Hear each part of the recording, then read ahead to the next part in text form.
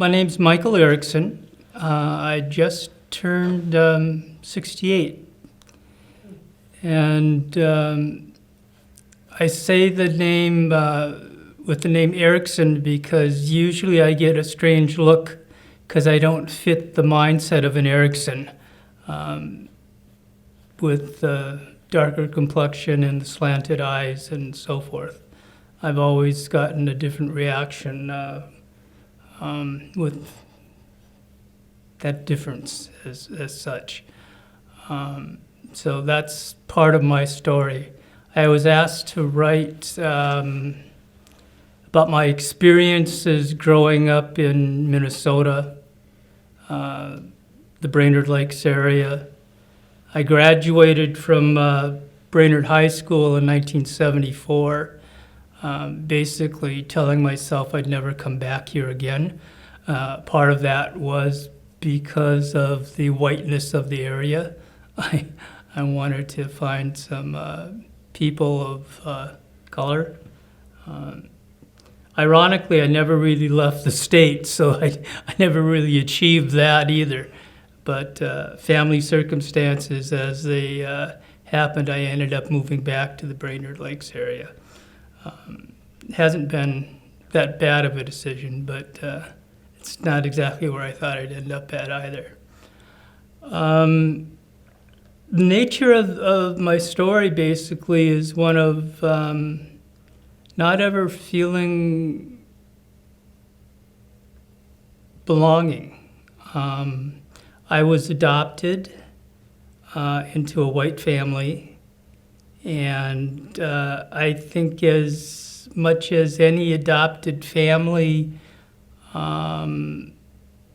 interracial adopted family tries, they can never understand what their child of color goes through in that interracial adoption process. When I would get teased growing up, for example, my mother would say the song, Jesus loves all the little children of the world, red and yellow, black and white, and basically say, turn the other cheek. My father would teach me how to fight, and that was the much easier route to go. Growing up, there were lots of times where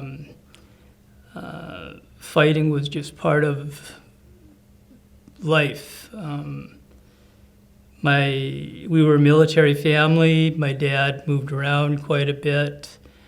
It was not unusual for myself and maybe another kid of color to be on the playground, and him and I kind of being back to back fighting a bunch of other white kids on the playgrounds.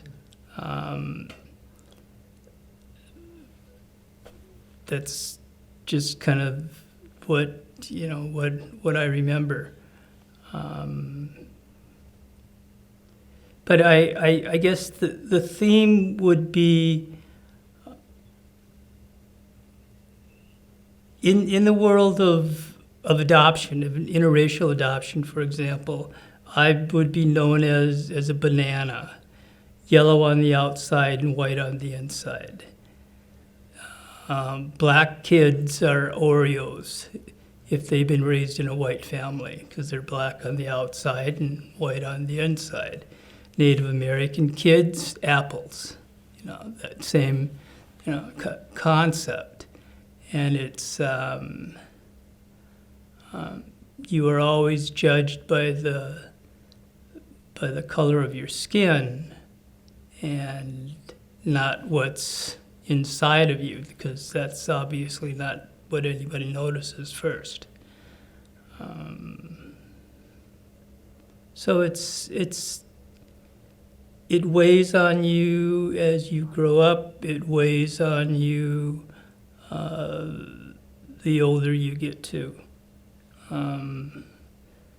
As a profession, I was a school psychologist. I did that for 40 plus years. and worked with a lot of kids that were adopted, worked with a lot of kids that were interracially adopted. But, kids always have questions about their self-worth, their self-concept, a lot of abandonment issues for adopted kids and things on that. So it's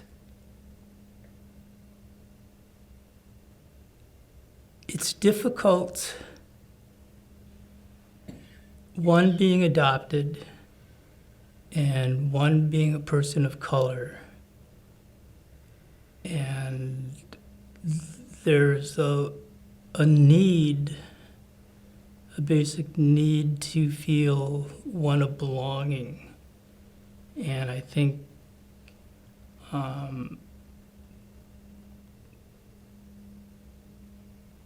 adopted kids often have a hard time really finding that, especially kids of color in that adoption situation.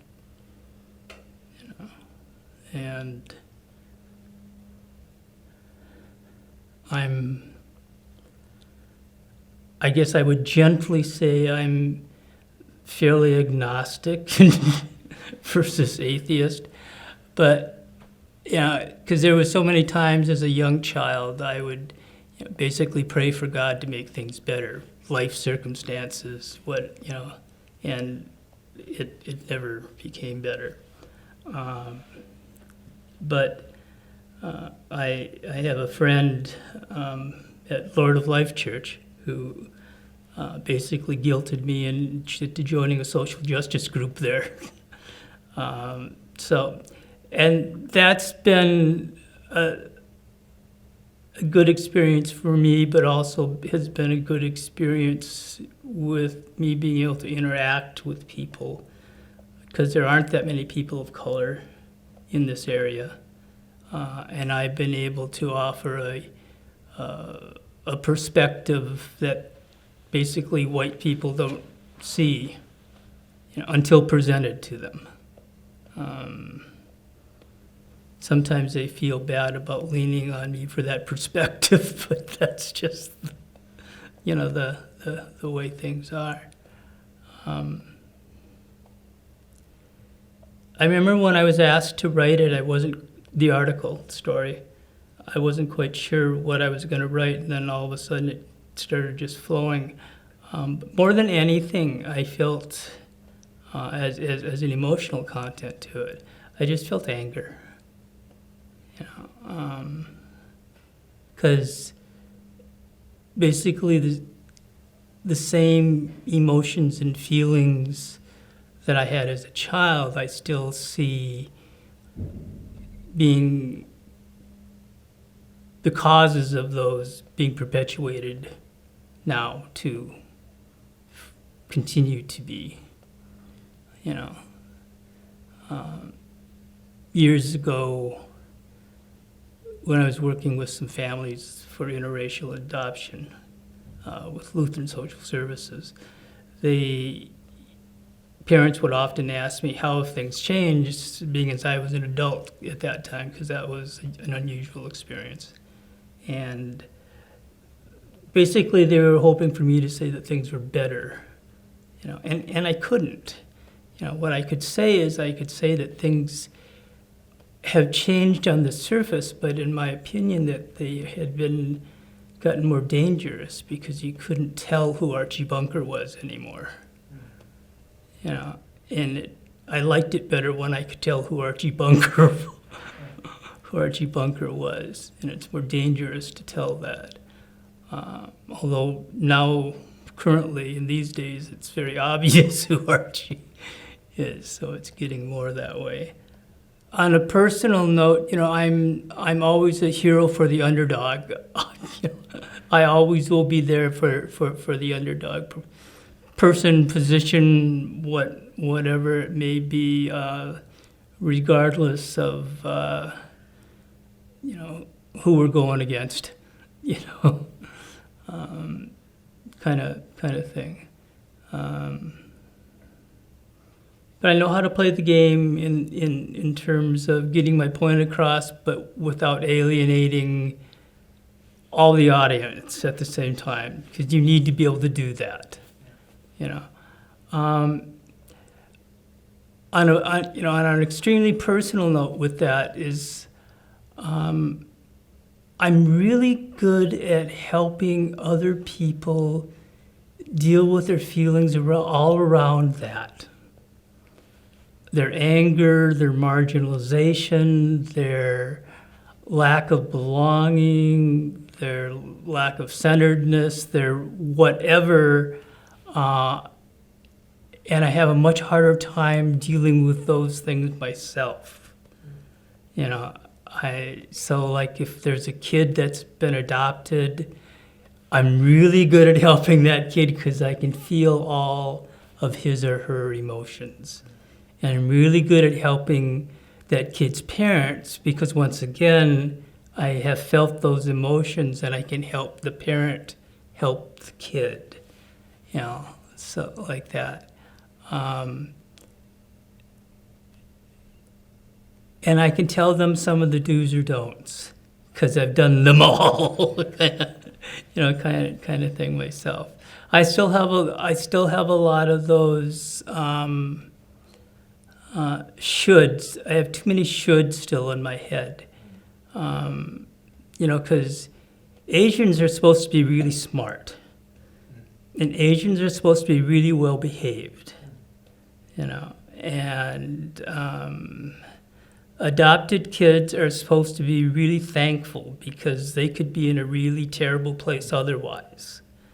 You know, so there's all these things, all these stereotypes, good and bad, about being Asian or about being adopted that you need to get your way through. Yeah, I mean, and I don't mean that in a, you know, okay, but yes, it is. You know, and I think it's adoption agencies, private and you know and public, have done a much better job in the past 10, 20 years than they did before. But you know,